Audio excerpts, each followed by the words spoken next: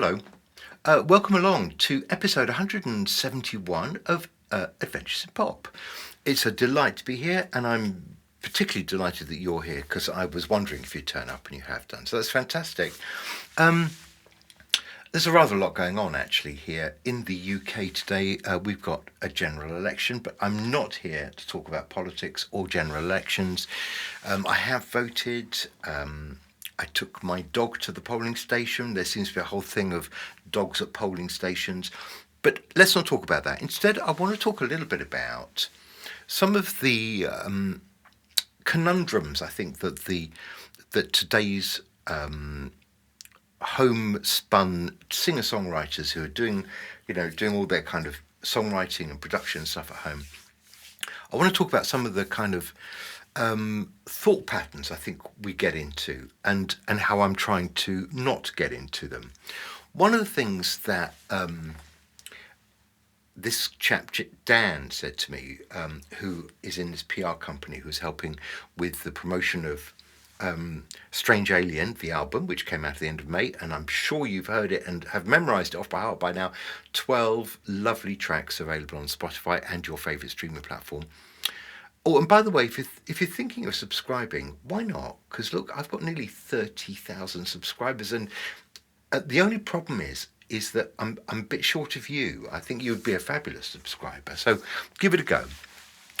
So in this episode, I want to talk a little bit about this bit of advice that this guy Dan gave to me, completely sort of apropos of nothing in particular, but we were talking about what happens when people start to feel like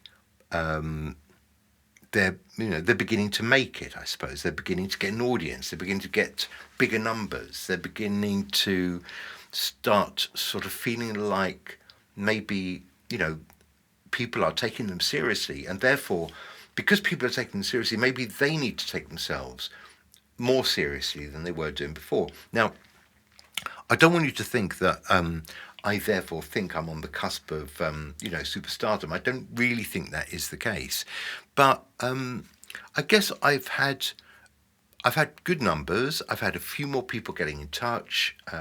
There was that little bit of success of sending off something to Taxi to be put into a publishing library that might get picked up at some point and used in a film or TV or whatever it might be. That's rather exciting, but I do understand that things can go very quiet for a very long time. But the one piece of advice he gave me was not to overthink it. In other words, just because you're starting to maybe have an audience, maybe even have some people who are enjoying your music, who are looking forward to the next release, what can happen is in the mind of the artist, they're thinking, okay, it looks like there might be some people out there interested in what I'm doing, so I need to work a bit harder to make sure that I'm giving them what they want. And there's a bit of a mistake in that, because actually what they want is probably for you to do what you've been doing that made them like you in the first place. There's always a danger that in trying to change your method,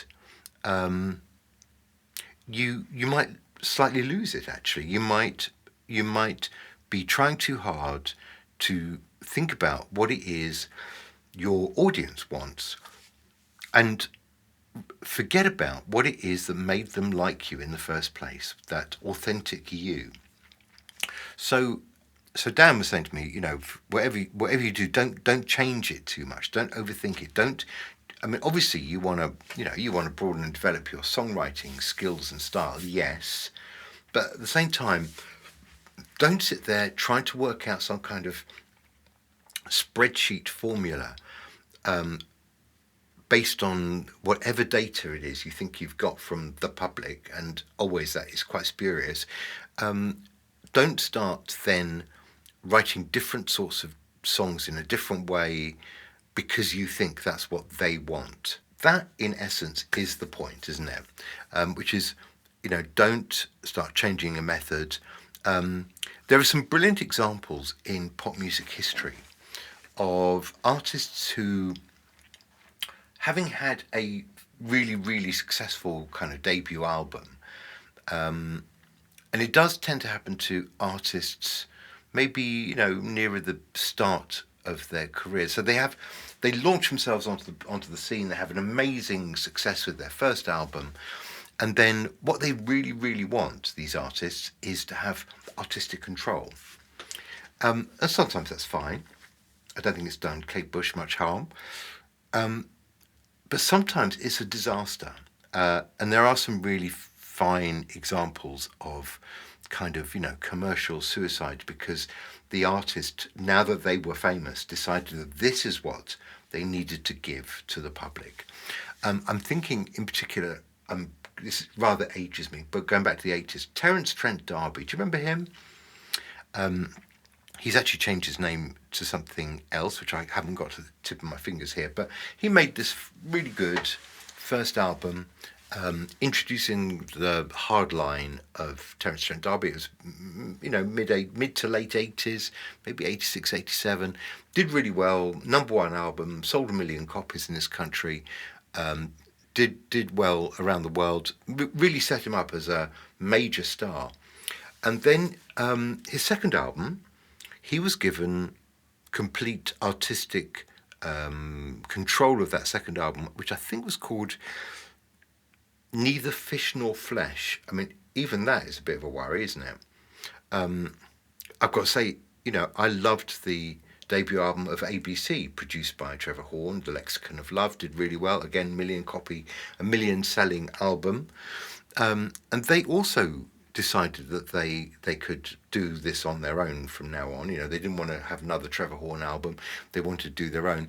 And in the case of Terence Trent D'Arby and in the case of ABC, both rather old 80s examples, those follow-up albums, particularly Terence Trent D'Arby's, really did quite badly and really screwed up their entire career. They had to work very hard to kind of try and claw some credibility back and get people to be interested in them all over again. So sometimes having too much control and too much time to kind of fuss over all of the details, to really get bogged down in it, it can lead to some very bad decisions, and it can lead to just very boring music because, all the spontaneity, all the energy has been sucked out of it. And it can feel like, you're listening to an album that has developed from a spreadsheet of what is it that I need to be doing, and giving my audience what is the right thing to do on track 4? Do I do a dance track, or all that kind of stuff? Who cares? The whole point is you're supposed to be trying to be creatively and spontaneously you, and what people are interested in, I'm sure, is the authentic you, not the trying too hard you. So in terms of songwriting, what this means is, I think it means you've got to be true to yourself. You've got to be making music. Yes, okay. You can have half an ear out to, thinking, how does my music fit into today's thing, into today's market, into today's charts. But beyond that, I don't think you should be thinking, I'm going to sit down and write a hit. I don't think I've ever done that, and you probably can tell. So you've got to be true to yourself. I don't think you want to be second guessing what other people, might like, and because you'll start writing weird stuff that even you don't like. Because the first thing is you've got to be excited about the stuff you're doing. I really think that's important. Otherwise, you're either going to sound like you're bored, or you are going to just get so bored you won't want to carry on. What this sometimes means, and I've had a few examples of this really recently, is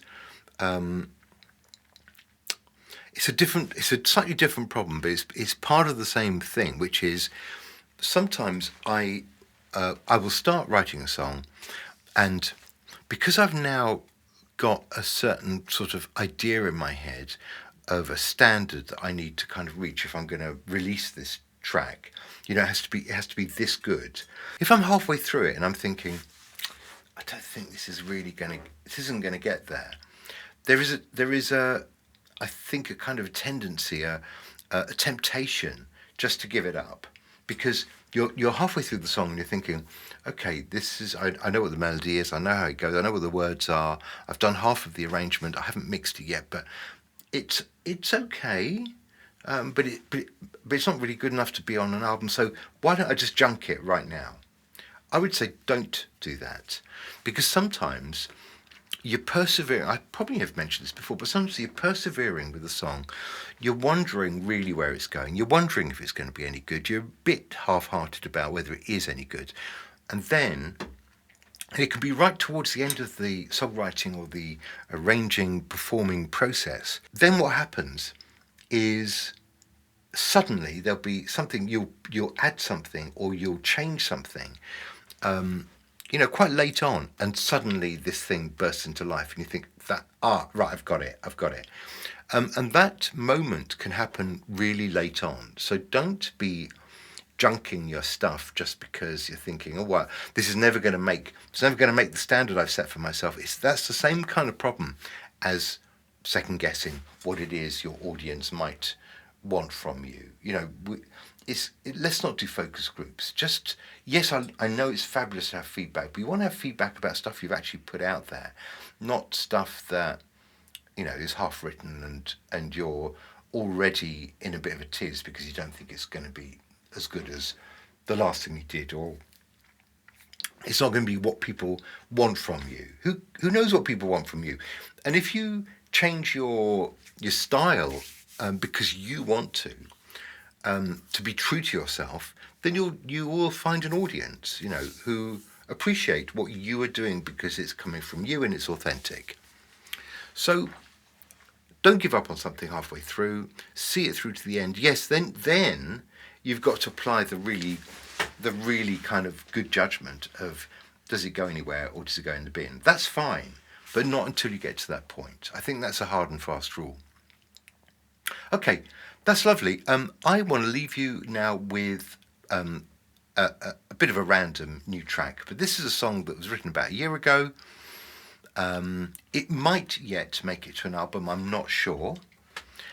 Just going back to that previous point, it's called Beautiful and Mean, and it came about because my partner and a girlfriend were having a real laugh about what they would put if they were doing their kind of if they were doing dating online. How would they describe themselves? And they both were laughing about how funny it would be to say, I am beautiful but mean. And I came away from that thinking, beautiful and mean. There's a song there somewhere. So it got written, and it's quite sweet. I won't say any more about it. Have a listen for yourself. It's a track that may, as I say, may or may not be on an album. I just want to, share new music with you whenever I can. I will see you shortly for the next episode. And just coming up around the corner, just so you know, there will be more music from me. There'll be a whole brand new album kicking off in August. And there's going to be brand new music from Gold Hawk Foxes. We are almost ready with an entire album's worth of great tracks to start releasing those. So we'll probably be releasing Gold Hawk Foxes and me kind of, alongside each other over the months ahead. So almost too much to look forward to, I think you might agree. Thank you. Here's Beautiful and Mean. See ya.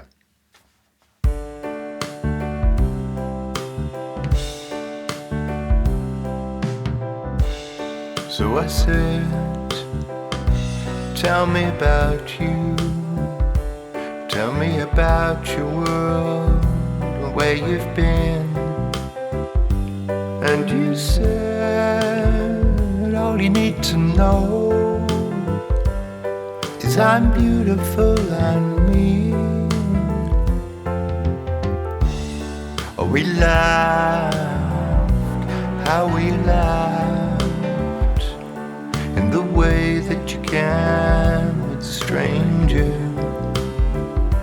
But I knew that you meant every word you said, and you came with a hint of danger. This is not my idea share of fun. How does anyone get to meet anyone beautiful and me? You can tell I'm not so keen, because truth be known, I'm pretty sure those are not the qualities I've been looking for.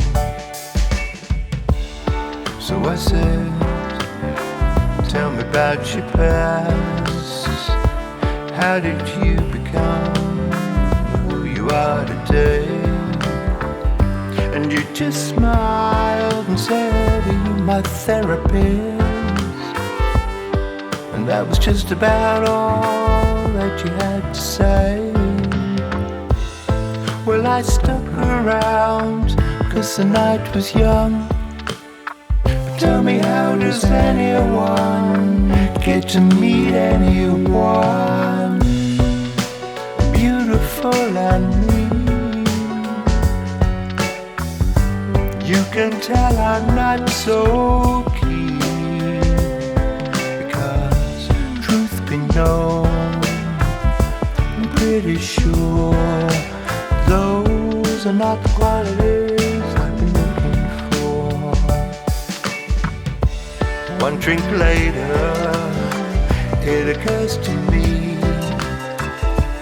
your eyes are an innocent shade of green. You may be attractive, but your words are cold and cruel. I concur that you are what you see, beautiful and mean. You can tell I'm not so keen, because truth be known, I'm pretty sure those are not the qualities that I'm looking for. The truth be known, I'm pretty sure those are not the qualities I'm looking for.